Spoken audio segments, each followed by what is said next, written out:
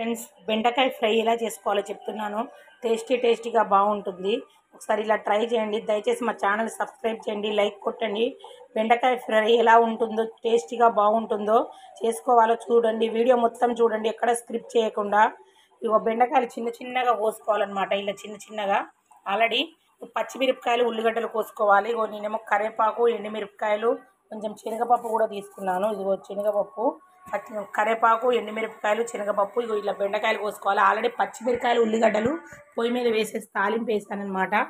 ఇదిగోండి, ఆల్రెడీ పొయ్యి మీద వేసేసి తాలింపు వేసాను. ఇప్పుడు మనం ఇందులో కొంచెం ఆల్రెడీ పొయ్యి మీద ఇగో చూడండి, చాలా ఉల్లిగడ్డలు కోసుకోవాలి. ఇగో పచ్చిమిరకాయలు ఆల్రెడీ వేసేసాను పొయ్యి మీద. మనం దీన్ని కొంచెం ఇలా కలుపుతూ ఉండాలి. ఇలా కలుపుతూ చేసుకోవాలి. వీడియో ఇంకా ఎవరు లేరు కదా పక్కన తీసేవాళ్ళు, నా ఒక్క చేతితో తీసుకున్నాను. చూడండి, ఇలా వేసేసుకొని ఇప్పుడు ఇందులో ఇలా వేగినాయి కదా, ఇప్పుడు మనం ఇందులో ఉల్లిగడ్డలు, పచ్చిమిరకాయలు కూడా వేయాలన్నమాట. ఉల్లిగడ్డలు, పచ్చిమిరకాయ అది ఇప్పుడు వేసాను కదా, పచ్చిమిరకాయలు, ఉల్లిగడ్డలు వేగాయి కదా. కొంచెం ఇప్పుడు దీంట్లో ఎండుమిరపకాయలు, కరివేపాకు, అదే శనగపప్పు కూడా వేయాలి. చూడండి,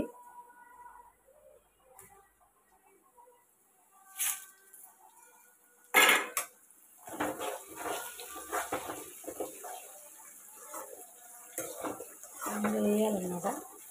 లైట్గా పసుపు వేసుకున్నాను. ఇవన్నీ కొంచెం వేగిన తర్వాత మనము బెండకాయలు వేయాలన్నమాట. చూస్తూ ఉండండి, వేసుకోవాలి.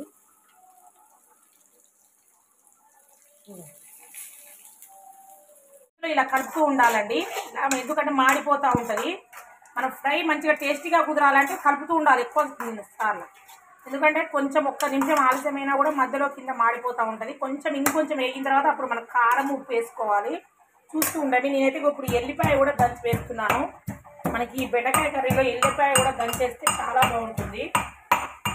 చేశాను కదండి, కొంచెం 2 స్పూన్ల కారం కూడా మనకు సరిపడే వేసుకోవాలన్నమాట. కారం వేసుకోవాలి. తర్వాత సాల్ట్ వేసుకోవాలి. నేను ఆల్రెడీ సాల్ట్ వేసేసాను ఇంతకుముందే.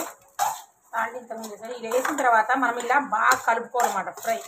మన ఫ్రై టేస్టీగా ఉండాలంటే ఇలా బాగా కలుపుకొని మళ్ళీ సిమ్లో పెట్టుకొని మనము పెట్టాలి. పొయ్యి మీద పెట్టాలి, స్టవ్ మీద. ఇలా అంతా కారం బాగా కలవాలన్నమాట. చూడండి ఒకసారి ఇలా చేసుకొని అసలు ఎంత బాగుంటుందంటే అంత బాగుంటుంది. వేడి మీద అన్నం మీద వేసుకొని ఉంటే ఇంకా బాగుంటుంది. చూస్తూ ఉండండి, కొంచెం అయిన తర్వాత మళ్ళీ చూపెడతాను. ఫ్రై చూడొచ్చి దొండకాయ ఫ్రై ఈ విధంగా చేసుకోవాలండి. టేస్టీగా చూడండి ఎంత బాగుందో. మీకు వెలుతురులో తీసుకొచ్చి చూపెడుతున్నాను అనమాట. మా దగ్గర అక్కడ హోటల్స్ తక్కువ ఉంది. చూడండి చక్కగా చేసుకోవాలి. నా చేయి కాలుతుంది. ఒక్కసారి ఇలా ట్రై చేయండి ఫ్రెండ్. బెండకాయ ఫ్రై చిన్నగా కోసుకొని చాలా బాగుంటుంది, టేస్టీగా.